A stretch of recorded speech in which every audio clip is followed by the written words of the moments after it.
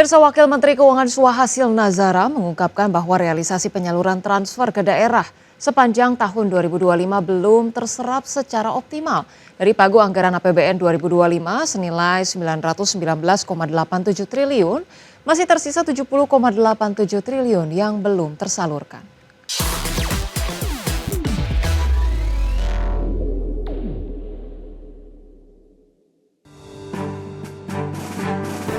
Dalam konferensi pers APBN 2025, Wakil Menteri Keuangan Suhasil Nazara menjelaskan bahwa total penyaluran transfer ke daerah pada tahun lalu hanya mencapai 849 triliun rupiah dari pagu anggaran APBN 2025 senilai 919,87 triliun. Masih tersisa 70,87 triliun yang belum tersalurkan. Angka realisasi ini tercatat 1,7% lebih rendah dibandingkan penyaluran TKD sepanjang tahun 2024 yang mencapai 863,5 triliun rupiah. Suhasil memaparkan keseluruhan TKD yang dicairkan sepanjang 2025 merupakan dampak dari kebijakan peningkatan efektivitas dan efisiensi TKD, seperti pembaruan mekanisme tunjangan profesi guru. Adapun sejak Maret 2025, penyaluran tunjangan profesi guru dilakukan secara langsung ke rekening guru dengan total mencapai 67,3 triliun rupiah. Selain itu, TKD dalam bentuk dana desa pada tahun lalu diarahkan untuk mendukung pembentukan Badan Hukum Koperasi Desa atau Kelurahan Merah Putih yang berhasil mencapai 83,1 ribu unit. Penyaluran transfer ke daerah 849 triliun ini adalah sesuai dengan angka yang paling 2025 itu ya, sesuai dengan setelah kita melakukan pencadangan atas transfer ke daerah sesuai Inpres 1 2025. Maka sepertinya terlihat 863, 2024 turun ke 849. Tapi sebenarnya 849 ini setelah pencadangan. Dan 849 triliun ini masuk ke dalam anggaran pendapatan dan belanja daerah, masuk ke APBD. Suhasil menambahkan selain itu terdapat tambahan atau sebesar 7,6 triliun untuk tunjangan hari raya dan gaji ke-13 bagi aparatur sipil negara daerah.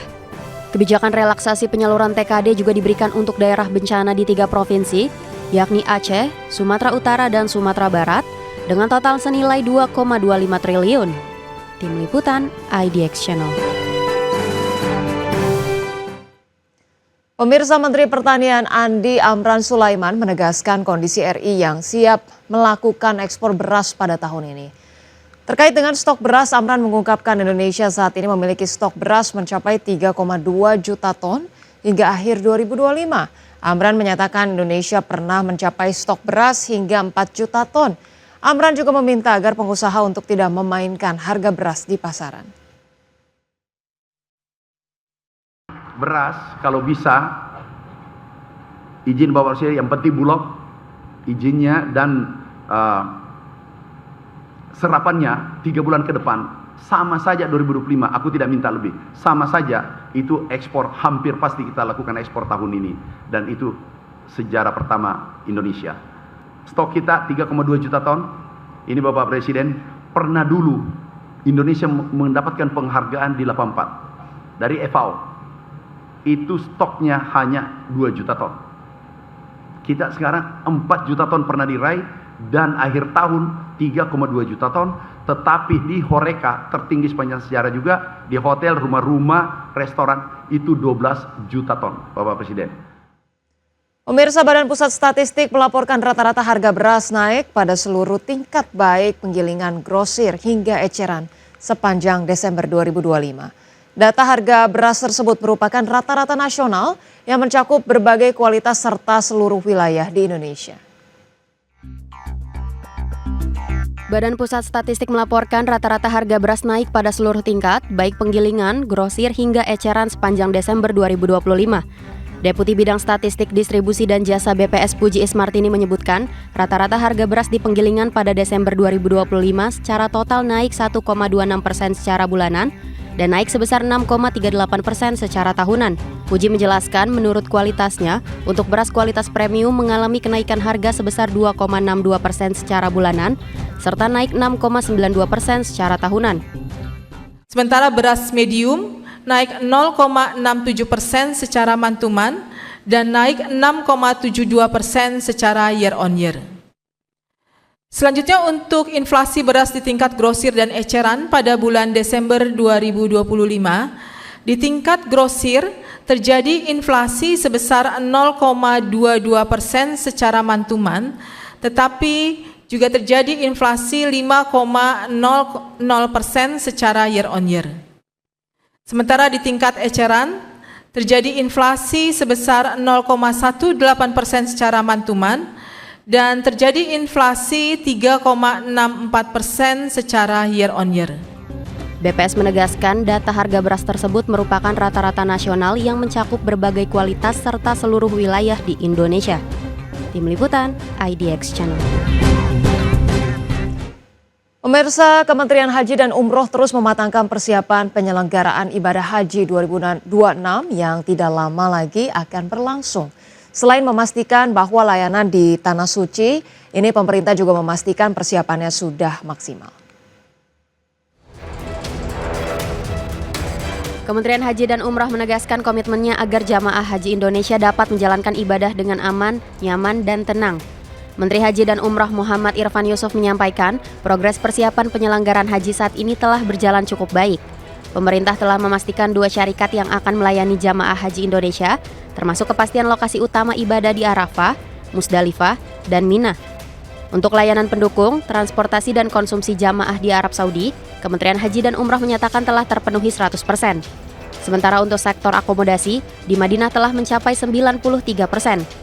Sementara untuk sektor akomodasi, di Madinah telah mencapai 93%, dan akomodasi di Mekah masih dalam tahap penyelesaian dan ditargetkan rampung dalam waktu 1 pekan ke depan. Di Tanah Suci sudah cukup jauh, kita sudah memastikan 2 syarikah yang akan melayani jamaah haji kita. Kita sudah memastikan tempat-tempat di Ar-Musna, Arafah, Musdalifah, dan Mina. Kita sudah memastikan sebagian besar akomodasi, konsumsi, dan transportasi di Saudi, walaupun belum 100%. Sedangkan untuk progres persiapan di dalam negeri, Kementerian Haji dan Umrah melaporkan pelunasan biaya haji juga terus dikejar. Hingga 7 Januari, pelunasan jamaah haji reguler telah mencapai 95,42%. Sementara jamaah haji khusus mencapai 96,9%. Dan masih ada waktu 2 hari untuk proses pelurusan dan optimis pelunasan dapat mencapai 100%. Jakarta, Stephen Patinama, Andri Setiawan, IDX Channel. Pemirsa, PT Krakatau Steel Persero Tbk atau emiten berkode saham keras mengamankan kontrak pengadaan pipa baja untuk proyek pembangunan pipa transmisi gas Dumai Semangke segmen 1 dan juga 2, di mana BUMN Baja ini akan memasok lebih dari 80.000 ton pipa baja dalam salah satu proyek strategis nasional tersebut. PT Krakatau Steel Persero Tbk atau emiten berkode saham KRAS mengamankan kontrak pengadaan pipa baja atau proyek bangunan pipa transmisi gas Dumai Semangke atau Dusem segmen 1 dan 2. Kontrak tersebut ditandai dengan penandatanganan kerjasama antara Krakatau Steel dan KSO PT Wijaya Karya Tbk, KSO Rabana Abipraya SBS Singgar. Penandatanganan kontrak pengadaan pipa baja dilakukan di Hotel Fairfield by Marriott Jakarta pada 6 Januari 2026. Acara penandatanganan ini dihadiri oleh Direktur Komersial Pengembangan Usaha dan Portofolio Krakatau Steel, Hernowo, serta PLT Direktur Produksi dan Teknologi PT Krakatau Pipe Industries, Erwin Saputra. Kegiatan tersebut juga disaksikan oleh Direktur Perencanaan dan Pembangunan Infrastruktur Migas, Agung Kuswardono. Pengadaan pipa baja untuk proyek Dusem dikerjakan melalui konsorsium Krakatau Steel dengan anak usaha PT Krakatau Pipe Industries. Perusahaan ini bergerak di bidang manufaktur pipa baja dan jasa pelapisan anti korosi bersama pabrikan dalam negeri lainnya. Direktur Komersial Pengembangan Usaha dan Portofolio Krakatau Steel Hernowo menyatakan lebih dari 80.000 ton dan pipa baja akan disuplai melalui Krakatau Pipe Industries.